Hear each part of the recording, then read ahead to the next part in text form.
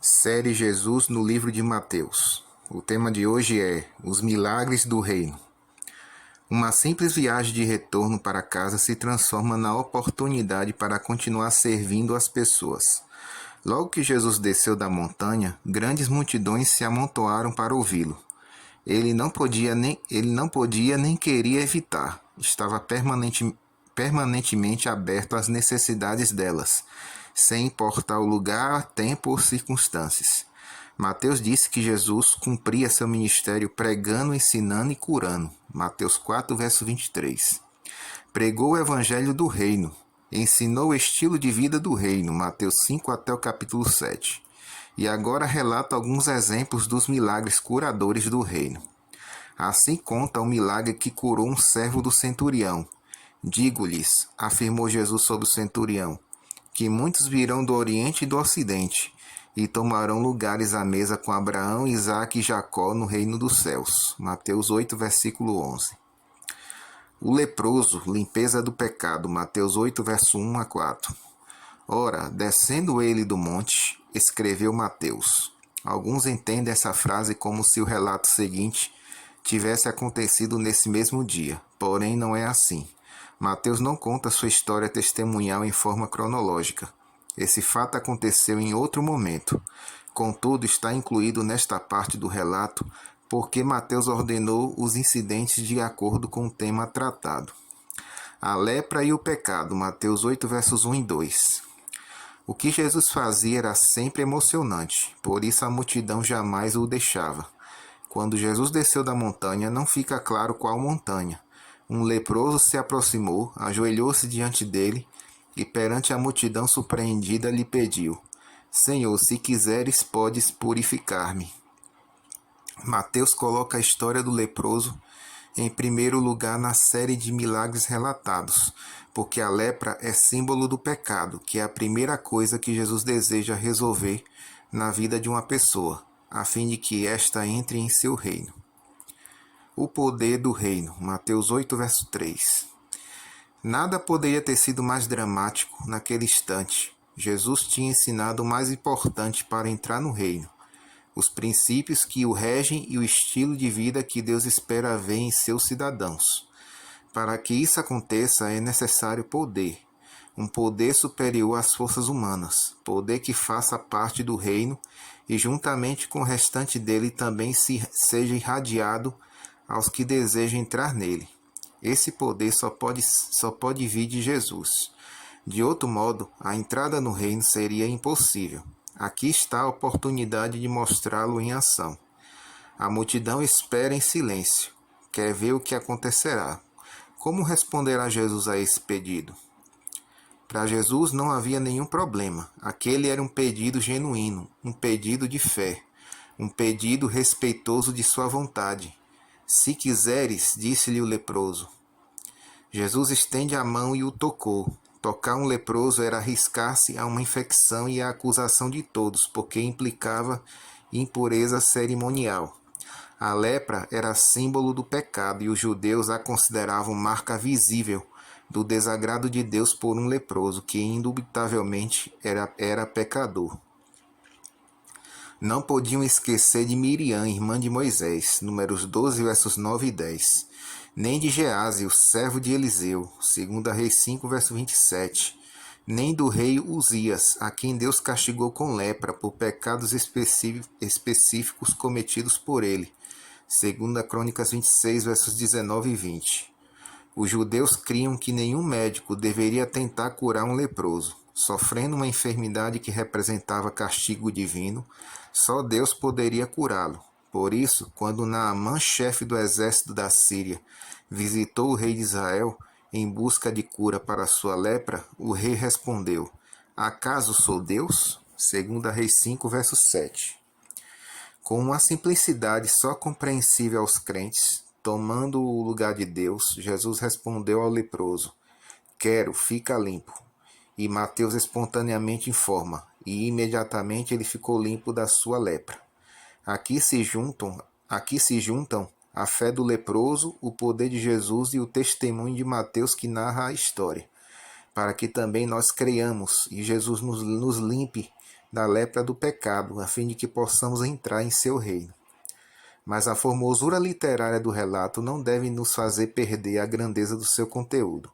Nas escrituras, o conteúdo é sempre mais importante que a forma literária empregada. Por isso, o estudante deve se ocupar mais com o que a escritura diz do que como o diz.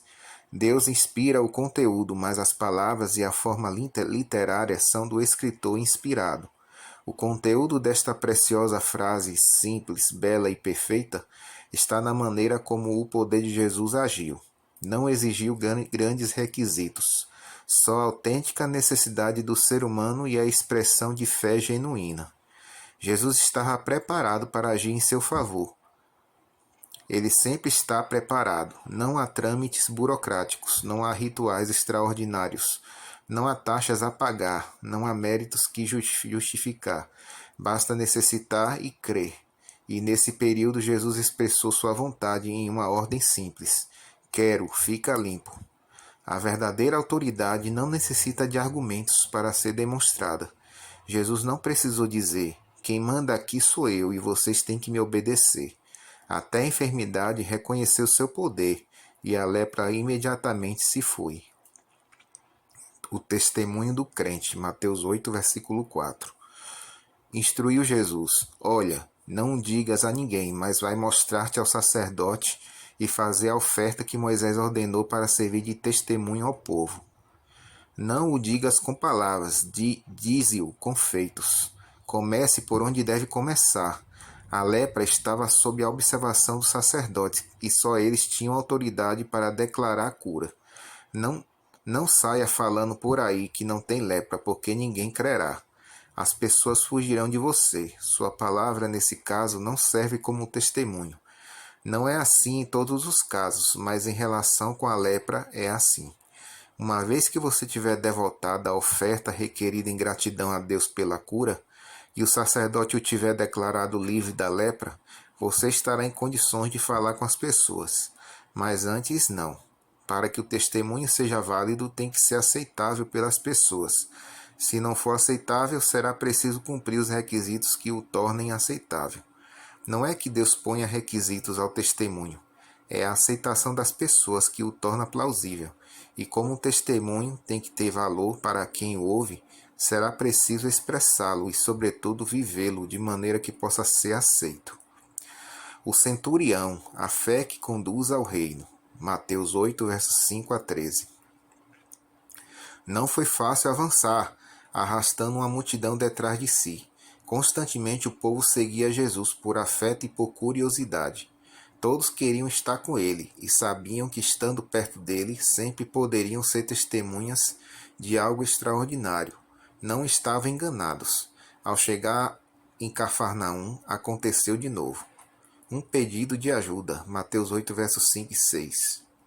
Um centurião romano o esperava. Não era judeu, era um gentil, representante do Império Romano. Possivelmente era o chefe da pequena guarnição que Roma mantinha em Cafarnaum, já que pelos acordos políticos com Herodes Antipas, o tetrarca da Galiléia e da Pérea, não podia haver ali um exército completo, um símbolo da dominação. O inimigo se aproximou pedindo ajuda. Senhor, meu servo está prostrado em casa, tem paralisia. Além disso, sofre terrivelmente, está a ponto de morrer, disse o centurião. Todos ficaram atentos. O que fará com esse inimigo? Jesus já tinha ensinado como tratá-los. Ame seus inimigos, lhes havia dito. Cumprirá sua própria ordem? É óbvio. Não havia alternativa. Eles pensavam assim porque estavam acostumados a ver seus mestres ensinando uma coisa e fazendo outra. Para Jesus, entretanto, não havia padrão duplo. Nem pode haver duplo padrão para os cristãos de todos os tempos. As ordens do reino eram e são iguais para todos. O estilo de vida, o mesmo. Os mandamentos não se modificaram nem se modificam jamais. No reino não existe uns que devem obedecer sempre e outros que só devem obedecer quando lhes for conveniente ou quando assim o decidirem. A ajuda suficiente, Mateus 8, versos 7 a 9. Jesus tratou-o com amor e simpatia e disse o seguinte: eu irei curá-lo. Na realidade, o centurião só era um inimigo formal, e isso pelo que representava. No fundo, ele não era inimigo, e Jesus sabia. O soldado tinha uma atitude piedosa para com Jesus, um afeto sincero por seu servo e uma forma humilde de agir, uma fé imensa. Senhor, disse-lhe, não mereço que entre em minha casa. Você é muito importante e é tudo que as pessoas dizem a seu respeito. Eu não ouvi nenhuma vez, nem ouvi agir. Mas que diferença faz? Você é tudo o que ouvi. Não faça para mim nada mais que o necessário para atender à minha necessidade. Só peço a cura do meu servo. Apenas uma palavra. Não me importo se não for a minha casa. Basta apenas que diga uma só palavra e meu servo ficará curado. Sua palavra é tudo o que necessito. Mateus 8, verso 8. Uns pediam sinais para crer, outros se conformavam apenas com a palavra. Não é necessário ver milagres para crer, e sim crer para ver milagres. Mas a fé vem pelo ouvir a palavra de Deus.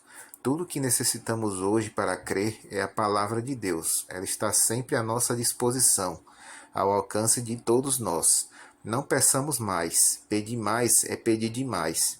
Por outro lado, ao que pede de menos, Deus dá sempre mais. Além disso, o centurião sabe muito bem o que é autoridade. Você a tem, não precisa provar isso. Eu sei. E sei também como funciona. Eu mesmo sou um homem sujeito a ordens superiores. Tenho soldados às minhas ordens e digo a este vai e ele vai. E a outro vem e ele vem. E ao meu servo faz isto e ele o faz. Tudo o que preciso é que dê uma ordem e meu servo será curado. Mateus 8, verso 9.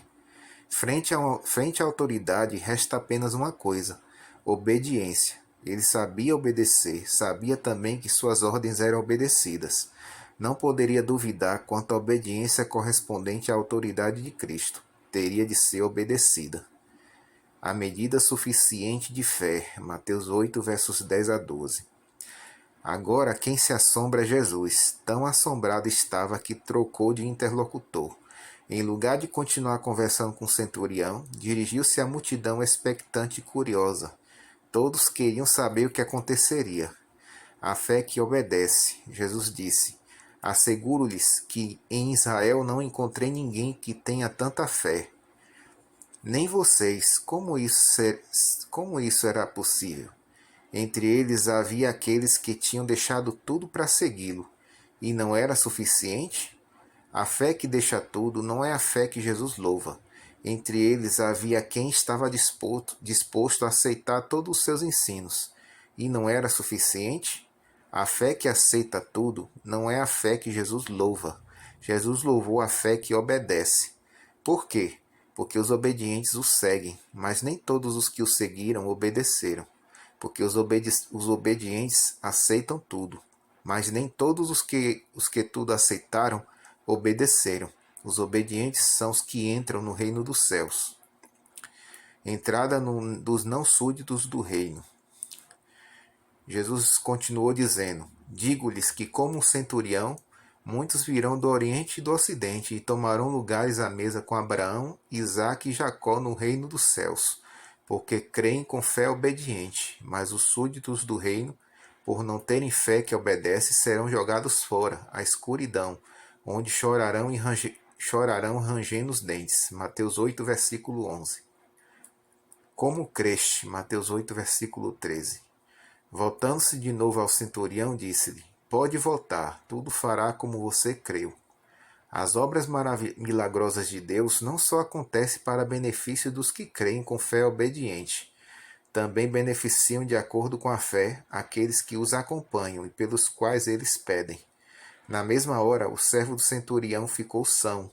Além dos que estão com os que creem, também os que não creem se beneficiam com o que Deus outorga aos crentes. Pelos rogos e ações dos que creem, os que não creem recebem o Evangelho e têm a possibilidade de entrar como eles no reino dos céus. Quando Abraão intercedeu perante Deus para que não destruísse os crentes junto com os ímpios em Sodoma e Gomorra, Deus deixou claro que se houvesse apenas 10 justos naquelas cidades, não as destruiria por amor dos 10. Gênesis 18, verso 32. A sogra de Pedro. Mateus 8, versos 14 e 15. Tendo Jesus chegado à casa de Pedro, segue dizendo o relato de Mateus, ou seja, a casa onde se hospedava quando estava em Cafarnaum. Embora nesse tempo vivesse nessa cidade, Jesus não tinha casa própria. De qualquer forma, não necessitava de morada permanente, porque o tempo que tinha para passar em sua casa era pouco. A casa de Pedro era a sua casa. Muita febre. Verso 14 de Mateus 8. Logo que entrou, Jesus viu a sogra de Pedro na cama. Não pode haver qualquer atividade para uma pessoa viva que está de cama, especialmente se estiver com febre. Com muita febre, disse o médico Lucas, em Lucas 4,38. Literalmente, uma enfermidade a estava queimando, possivelmente malária. Uma pessoa que está se queimando está no processo de destruição. A sogra de Pedro tinha uma enfermidade que a estava destruindo, mantendo-a paralisada na cama. Jesus não podia ficar indiferente. Ela era muito amada por Pedro e sua esposa, de outro modo, não a teriam em casa. Além disso, era muito serviçal e com isso todos se beneficiavam. Jesus também manifestou afeto por ela. Serviço constante, Mateus 8, versículo 15. Tomou-a pela mão. Os judeus, por causa de suas leis, não podiam tocar em doentes que padeciam de certas febres. Fazer isso significava ficar cerimonialmente impuro. Jesus a tocou. Não precisava fazer mais nada. O toque deu à anciã o afeto de Jesus e sua intenção de curá-la. A febre desapareceu imediata e completamente. Não necessitou de um período de recuperação depois da febre para entrar em sua atividade normal. Mateus diz assim: levantou-se e começou a servi-los, sem demora. A expressão do texto é de uma ação não interrompida. Trata-se de um serviço constante, assim ela era. Sempre serviçal, como todo súdito do reino dos céus deve ser. Quando há afeto, há espírito de serviço, e se o serviço for por amor, nunca é interrompido. Assim era a família de Pedro, um lugar cheio de afeto, repleto de amor, onde todos eram serviçais todo o tempo. Modelo simples para todas as famílias do reino de Cristo. Um modo muito prático e muito real de ser cristão. Não era um lar em que cada um se preocupava com as próprias necessidades, respeitando a individualidade mútua a ponto de se ignorarem uns aos outros quase completamente. Essa sofisticação não existia. Só existia afeto, amor e o serviço que age sempre em favor dos outros, levando a todos se sentirem respeitados e protegidos. Era um lar feliz. Parece que esse milagre aconteceu num sábado. Marcos diz que depois da cura, alguns foram à casa de Pedro, pois na sinagoga de Cafarnaum, um homem foi tomado por um espírito imundo. Esse é o nosso primeiro estudo dessa reflexão. Que Deus esteja com vocês.